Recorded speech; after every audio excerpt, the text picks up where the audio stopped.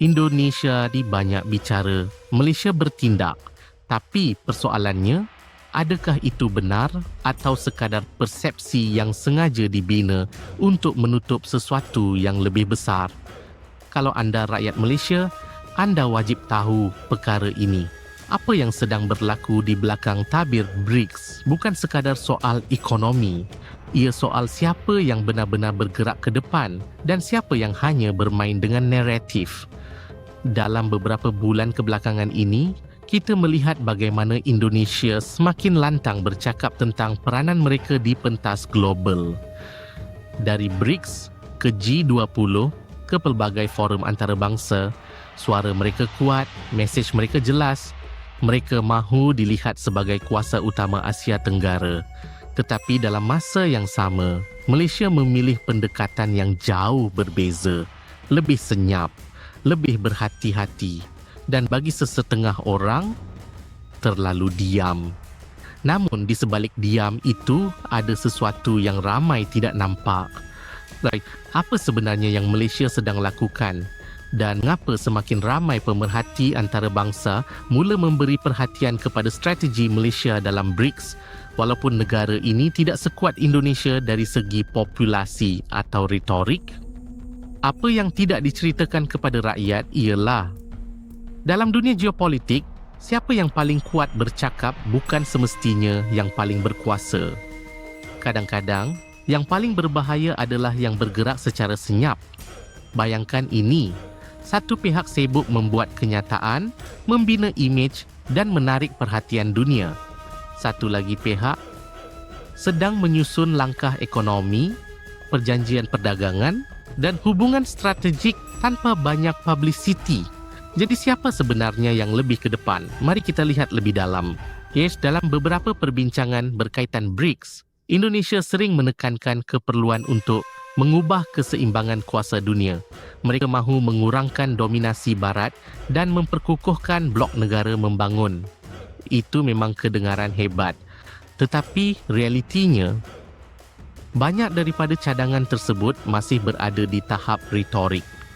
Sementara itu, Malaysia mula mengukuhkan kedudukannya dalam rantaian bekalan global, menarik pelaburan teknologi dan memperluaskan hubungan dagang dengan pelbagai blok kuasa. Bukan hanya BRICS, ini bukan kebetulan. Ini strategi dan ini yang ramai terlepas pandang. Seorang penganalisis ekonomi pernah menyebut bahawa dalam era geopolitik moden, negara yang berjaya bukanlah yang memilih satu blok, tetapi yang tahu bermain di antara semua blok, dan Malaysia nampaknya memahami permainan ini dengan sangat baik. Tetapi ini belum yang paling mengejutkan. Apabila kita melihat kepada data perdagangan, perbezaannya menjadi lebih jelas. Indonesia memang mempunyai pasaran domestik yang besar, tetapi Malaysia mempunyai kelebihan dari segi kecekapan ekspor, nilai tambah industri dan kestabilan dasar. Dalam beberapa sektor utama seperti semikonduktor, minyak dan gas, serta kewangan Islam, Malaysia telah lama menjadi pemain penting di peringkat global. Dan inilah yang memberi Malaysia kelebihan dalam rundingan antarabangsa. Kerana dalam dunia sebenar, angka lebih kuat daripada kata-kata. Namun persoalannya sekarang, jika Malaysia benar-benar berada di landasan yang lebih kukuh, mengapa naratif global sering memihak kepada Indonesia? Adakah kerana Indonesia lebih kuat bercakap atau kerana Malaysia terlalu selesa bergerak di belakang tabir? Tulis pendapat anda di komen. Saya ingin tahu apa yang anda fikir. Sekarang kita masuk kepada perkara yang lebih penting. Kesan sebenar pendekatan ini terhadap masa depan. Pertama, dari segi perdagangan, Malaysia terus membuka pasaran dengan strategi yang lebih selektif. Memastikan setiap perjanjian memberi nilai jangka panjang, bukan sekadar kemenangan politik jangka pendek. Indonesia pula dilihat lebih agresif, tetapi kadang-kadang langkah tersebut datang dengan risiko yang lebih tinggi. Kedua, dari segi sumber dan industri, Malaysia memberi tumpuan kepada pemprosesan dan nilai tambah, bukan sekadar ekspor bahan mentah. Ini bermaksud lebih banyak keuntungan kekal dalam negara. Sebaliknya, jika sesebuah negara terlalu bergantung kepada ekspor mentah tanpa strategi jangka panjang, mereka mungkin kehilangan potensi sebenar ekonomi mereka. Ketiga, dari segi teknologi.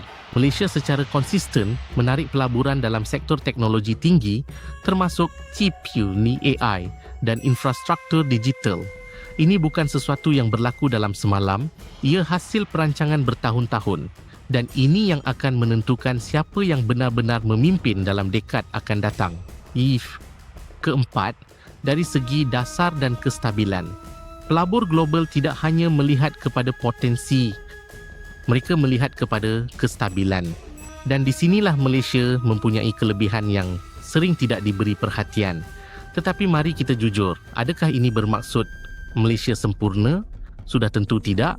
Masih banyak cabaran, masih banyak perkara yang perlu diperbaiki. Tetapi persoalannya bukan siapa yang sempurna. Persoalannya ialah siapa yang bergerak ke arah yang betul. Dan di sinilah perbandingan dengan Indonesia menjadi sangat menarik. Indonesia mungkin mempunyai kelebihan dari segi skala, tetapi Malaysia mempunyai kelebihan dari segi strategi. Indonesia mungkin menang dari segi persepsi, tetapi Malaysia berpotensi menang dari segi hasil. Dan ini membawa kita kepada satu persoalan besar. Dalam dunia BRICS yang semakin kompleks, adakah lebih penting untuk dilihat kuat atau untuk benar-benar menjadi kuat?